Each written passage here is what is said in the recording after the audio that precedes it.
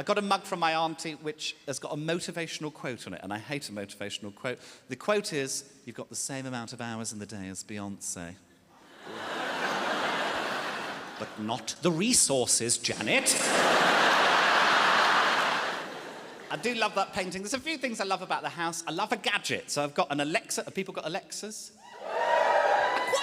If you don't know what it is, it's like a little disc, and you call it Alexa, and she does things for you. I literally got it because I wanted to teach her sinister things. That's literally the only reason. I just wanted, when friends had come round for dinner and they were leaving, they were saying, "Oh, lovely to see you, Joe. Thank you so much for having us." I just wanted to go, "Alexa, lock the doors." I've got these plugs as well that connect to the lights, and it means I can turn the lights on using Alexa. And I've given all the lights in my house middle-aged receptionist names. So when I go up to the bedroom, I go, "Alexa, turn Susan on." It feels nice. A lot of comics, a lot of writers will have next to their bed a pad and pen where they'll jot down ideas, things that come to them at 4 a.m. in the morning that they think are genius. I used to have the pad and pen, but I never used it because I couldn't be bothered, really, when I woke up. Now I've got Alexa, I do it all the time. I ask her to remind me of stuff all the time. Here are my 4 favourite things that I've asked Alexa to remind me. 1, glory hole in a glass door. Not sure if I was going to pitch that to Dragon's Den.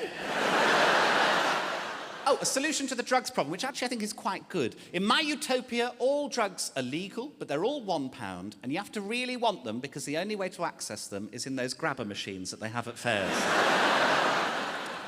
Waking someone to tell them something unimportant, I just love the idea of running into Mum and going, "Mum, Mum, Mum, Mum, Mum, Mum! I'm really enjoying the latest series of Game of Thrones." And finally, who called them turtlenecks and not ugly shit clothes? Who did that? Who did that? Showed Alexa to Peter when he came round when I first got her. I said, "That's good, isn't it? She answers questions, plays music." He's like, "It's a piece of shit." Disappeared into the house. Next morning, I was talking to my father at 11 a.m. on the dot, because I remember it very vividly, because Alexa pops up and goes, "This is your daily reminder to suck a dog's cock."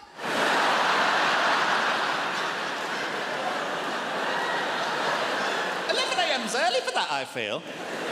3:45 at the earliest, I find, for sucking a dog's cock. I've also, another thing I love about the house, I've got an off-licence. I love the off-licence. It's an off-licence sort of grocery. Baz, who runs it, my new best friend, he came round to the house when we were doing the works, and I was outside, and he said, "Oh, can I have a look?" And I said, "Oh, yeah." And I showed him the attic. I said, "This will be my bedroom." And he said, "What do you do?" And I said, "Oh, I'm a comedian." And he went, "Oh." And that was the extent of the conversation. Next day, I went into the shop. It was really busy. He ran up to me and went, "You didn't say you're a TV comedian." I said, "Oh, yeah, I've been on telly a bit. It's not that big a deal. Let's not make a fuss." And he went, "Gonna have fun up in that attic?" And I said, what do you mean by that?" And he went, "With all the comedy girls." And I went, "Oh, chance will be a fine thing." You know, tried to be laddie. And he leant into me and he went, "You're a dirty dog." Anyway, Baz and I have been fucking in the attic for a while now. It's been marvellous. The reason I mention the off-licence is something happened there on the day that I got the house, and I still can't get my head around it. I went in to get a celebratory bottle. I thought that'd be nice to celebrate buying a house, exciting achievement. In front of me was a lad buying a 4-pack of lager beers. "Few tinnies with the boys, what's the game?" And I was here. There was a girl. It wasn't Baz on the till that day. It was a girl. She was probably about 18, couldn't have been much older. And she said to the guy, she said, "Can I see some ID?" And he went, "Fucking hell, for fuck's sake, this is fucking ridiculous." And then had ID. And showed it to her. And she looked at it and she went, "Yep, that's fine." And he paid for it and went out with his beers. And I went up with my bottle of Pinot Blush. I was like, he was really full on, wasn't it? Really aggressive and horrible. And she went, "He's in here every day, and it's always the same."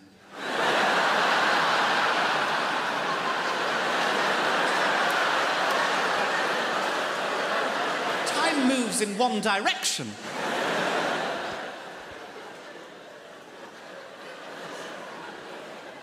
Because I've been in my childhood bedroom most of my life, I've got no stuff, got no furniture.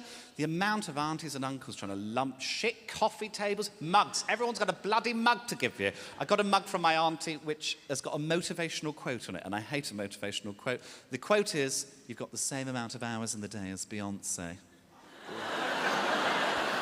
But not the resources, Janet.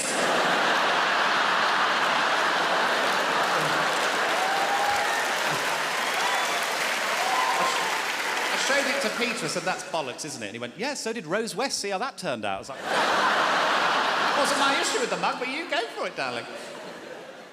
I've become a bit obsessed with tap because I'm on my local sell and swap Facebook group. If you're not on yours, there will be one in your local area. Have a look at it after the show. What it is, if you're not familiar with the sell and swap concept, it's people with nothing to do with their lives trying to sell and swap utter shit that they found in their houses. There was a woman on there the other day. She wanted to swap these sausages.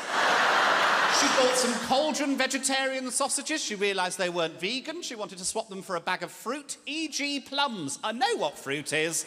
I don't need an example. What is this fruit? Some of the shit you get on here. Wooden snail. Right. 4 comments. Who's looking at that going, I need more information. What is that? I don't know what that is. Unusual unglazed vase. You say unusual. I think someone's wrapped some ham round itself. That's what it looks like to me. This one's... It's horrible, isn't it? Horrible. This one's particularly batshit. This is, I'll zoom in on this one. About 120 adult DVDs can easily sell for £1 each, so good profit. Open your boot at work and let the lads dive in. Look at them just on the side next to the kettle. Horrible. Of course I'm trolling this group, of course I am, with my character Christopher Butterslip. There he is. That's a drawing I did of Mickey Flanagan that didn't go very well.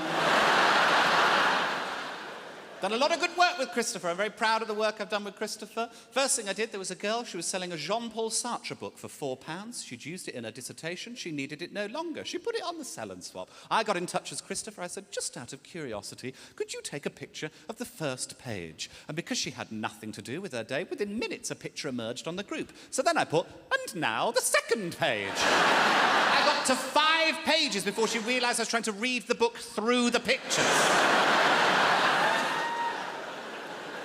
Oh, this one was good fun. Little Sammy's grown out of these ocean pals. I've also got about 4 copies of the Gruffalo, looking to swap for something a bit more grown-up, she said. No, some of you are further along here. I suggested knives and saws. That's what I suggested. A nice selection of knives and saws.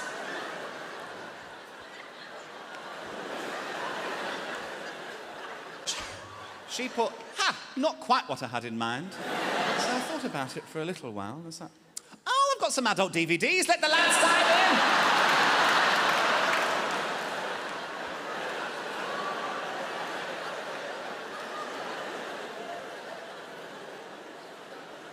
Favourite thing I've done on the sell and swap, it's pathetic this. I set myself up for a joke. I listed my own thing. I listed a bag of butter mints for £1. Christopher Butterslip, bag of butter mints, £1. Logged out, logged in as me, Joe Lycett, commented, what condition are these in? Logged back out, in as Christopher Butterslip, mint condition. Very happy with that.